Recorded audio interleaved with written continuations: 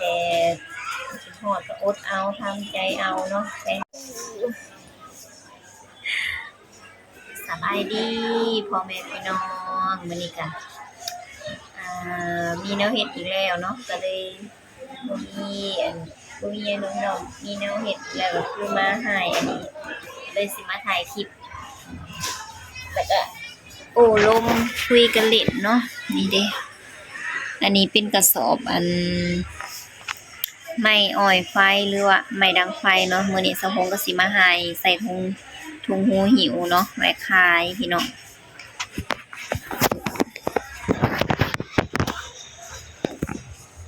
กระสอบหนึ่งก็ใหญ่เติบน้องพี่น้องใหญ่แบบใหญ่เลยนะ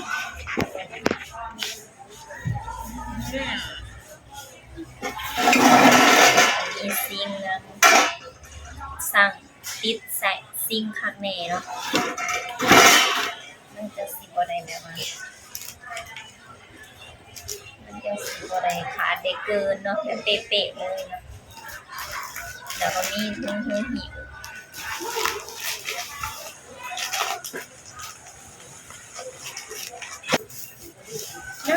นะกระสอบปักใหญ่เ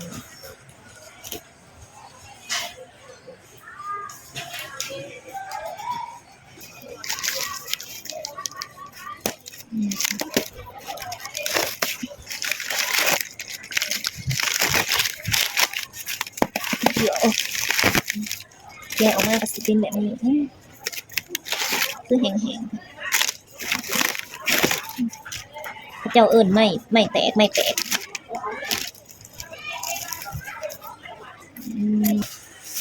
แต่ละมื้อแต่ละเว้นก็นั่งเล่นโทรศัพท์พี่น้อง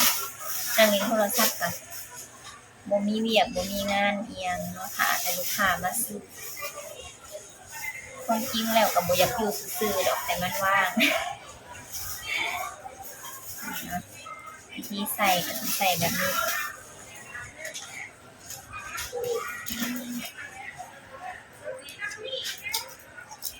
เฮ็ดคงละ10,0005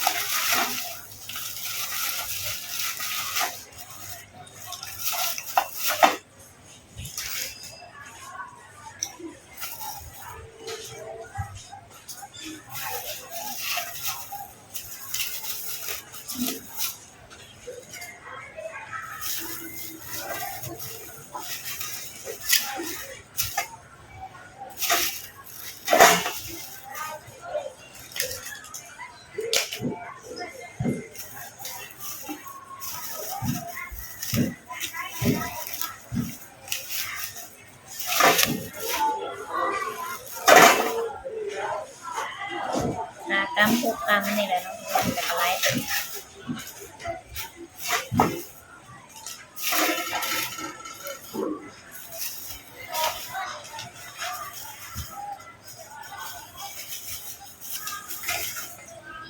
หาแนวเฮ็ดว่าง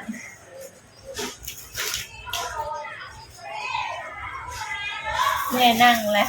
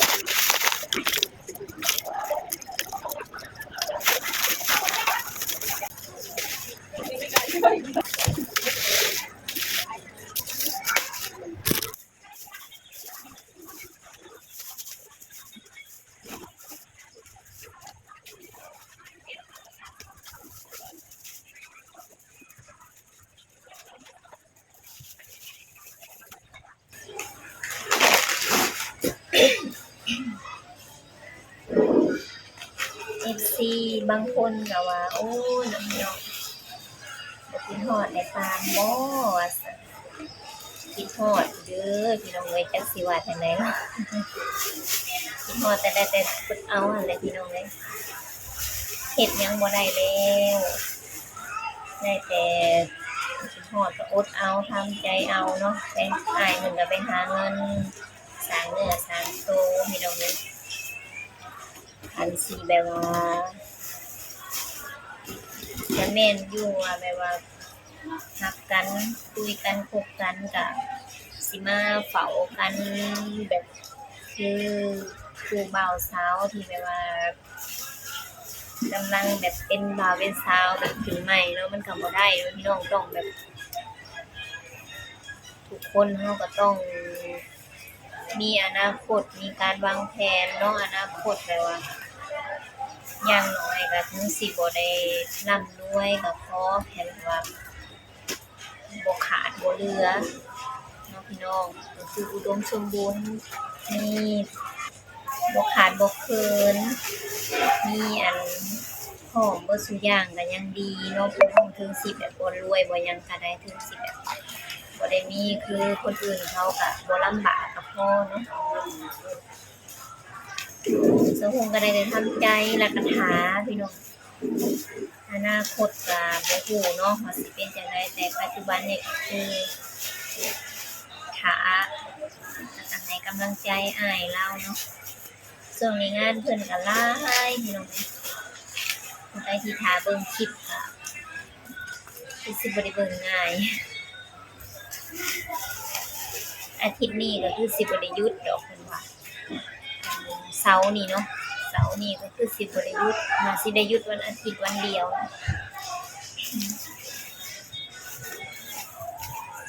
ก็เฮ็ดงานทำใจเอานั่นแหละสิมานั่งนอนเผากันอยู่มันก็บ่ได้เนาะชีวิตมันต้องเฮ็ดเพื่ออนาคตเฮ็ดเพื่อปากเพื่อท้อง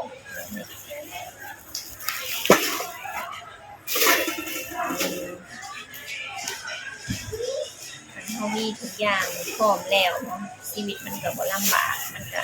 ถึงสิบ่ได้รวยแต่ก็บ่เฮ็ดให้ตัวเองลำบากเนาะตอนที่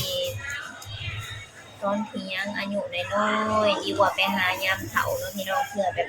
เฮาหายามนี้อายุเฮาแก่ไปนำมื้อเนาะเฒ่าไปนำมื้อก็พอว่ามีแบบเงินมีคำพอได้เลี้ยงตัวเองยามเฒ่าก็ยังดีเนาะพอแบบบ่ยากแบบผู้อื่นยากลูกยากหลานจังซี่นะแบบว่าเพื่อแบบเฮามีเงินเฮามีอันมูลมีมั่งให้เขาเจ้าก็ยังว่าเบิ่งเฮาเนาะพี่น้องแต่คันเฒ่าไปแล้วคันบ่หายามนี้เฒ่าไปแล้วก็บ่มีหยังก็บ่มีไผอยากเบิ่งเนาะก็ยังว่าเฮามีอันมีสมบัติหรือว่ามีเงินมีทองเพราะว่าลูกหลานเบิ่งก็เพราะว่าได้ให้เขาเนาะอนาคตแต่มื้อหน้าก็ยังว่าแบบบ่เฮ็ดให้ลูกหลานลำบากบ่ล้างบ่ผลาญเขาเนาะหาเงินแต่ยังน้อยๆน่ะมันดีที่สุดแล้วพี่น้องหาแบบรู้จักเฮ็ดรู้จักหารู้จักอยากได้อยากกินแล้วแต่คนสิคิดบางคนเขาเจ้าก็บ่คิดเนาะพี่น้องบางคนก็อายุ10 17 18ก็เริ่มอยากได้อยากกินอยากหาอยากมีเห็นหมู่มีนั่นมีนี่ก็อยากมีบางคน17 18ลิ้นพี่น้องได้เงินมาซื้อนั่นซื้อนี่ซื้อลิ้นซื้อกินบ่จักเก็บจักออมบางเทื่อก็ขอนำแม่ลูกอันนี้คือบางคนเนาะแต่ก็บ่ได้เว้าเบิดทุกคนหรอกพี่น้องแล้วแต่ความคิดของแต่ละคนมันก็บ่คือกันเนาะแต่สำหรับสาวงนี่สาวงทุกข์มาแต่น้อยๆเนาะ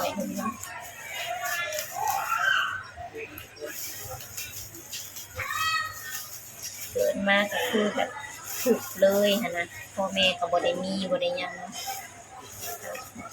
สร้างเอาหาเอาเนาะพี่น้อง อันอนาคตอยากถูก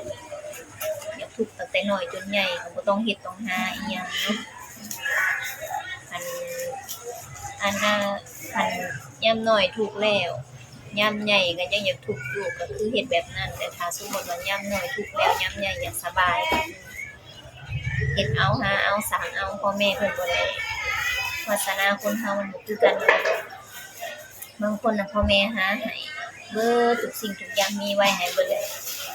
แต่สำหรับสาวหงนี่ฮือต้องหาเองพี่น้องค่ะจะหาให้เองก็บ่ได้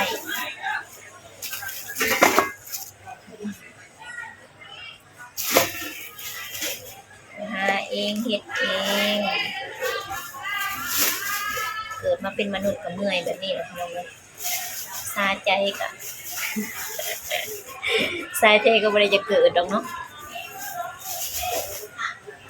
อันโหว่าเกิดมาแล้วมันสิทุกข์ก็บ่เกิดดีกว่าพี่น้อง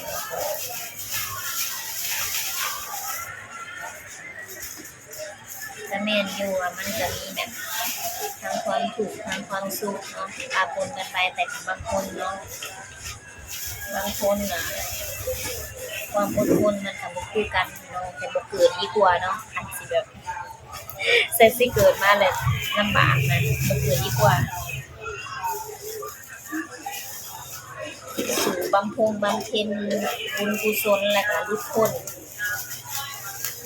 ไปพระนิพพานได้เลยเนาะ แต่มันก็บ่ง่ายเนาะพี่น้องกว่าสิไปฮอดพุ่นน่ะมันก็บ่ง่ายเว้ามาแล้วก็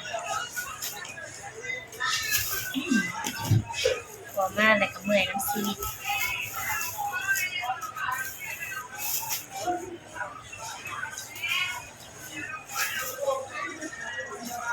ความทุกข์มันอยู่กับมนุษย์มนานี่แหละพี่น้องอยากได้อยากกินอยากได้บ่ได้แล้วก็ทุกข์บอกไปเว้ามาก็เข้าหาธรรมะอีกนะก็ลิ้นเว้าหัวแหละเนาะพี่น้องคือที่สะหงเว้ามามันก็เป็นชีวิตประจำวันนั่นแหละเนาะมันก็เป็นความจริงก็คือความจริงเนาะ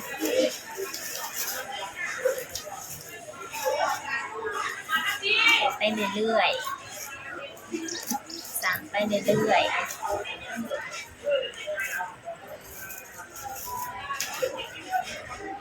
FC เพิ่นว่า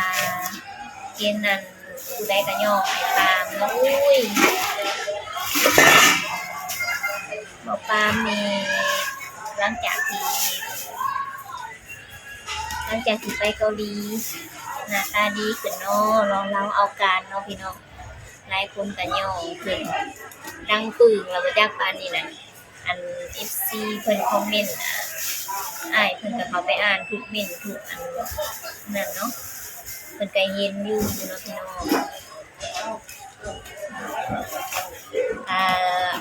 ความจริงแล้วอ้ายเพิ่นก็หน้าตาดีหั่นแหละพี่น้องเอ้ยก็บ่ได้ปฏิเสธดอกยอมเพิ่นซะเนาะแล้วก็ช่วงเพิ่นมาแรกๆนั้นอ้ายเพิ่นตากแดดหลายตากแดดออกแดดไปหาปูหาปลาไปหาเขาเจ้าเอิ้นอิหยังก็อันดูดน้ำออกแต่นองเพื่อเอาปลาขอนอ้ายเพิ่นก็ไปหามาแล้วแต่ช่วงนั้นเพิ่นบ่ได้ถ่ายคลิปเนาะพี่น้อง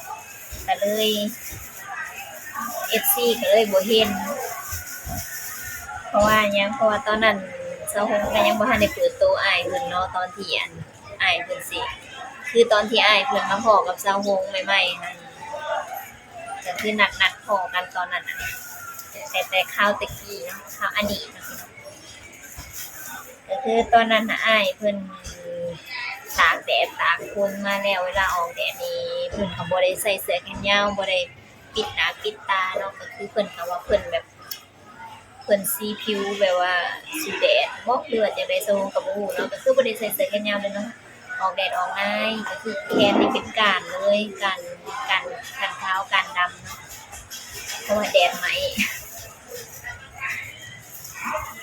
ความจริงเราก็เป็นคนขาวเหลืองเนาะ ขาวเหลืองคือกับสะฮงเลยสะฮงก็เป็นคนขาวเหลือง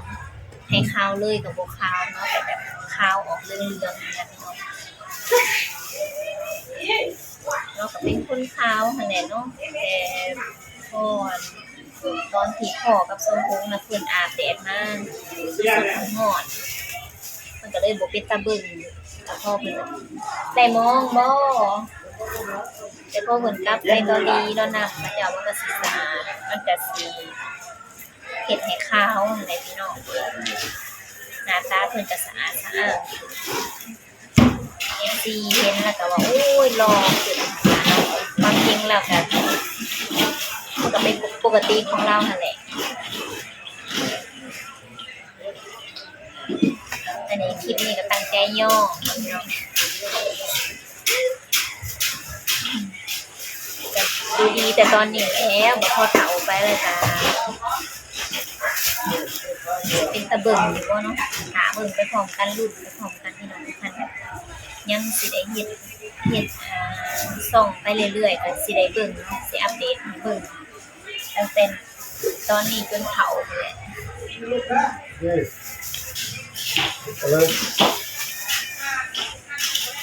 เวียกผ่านก่อนขายพอดีฉันอยากทำเนี่ย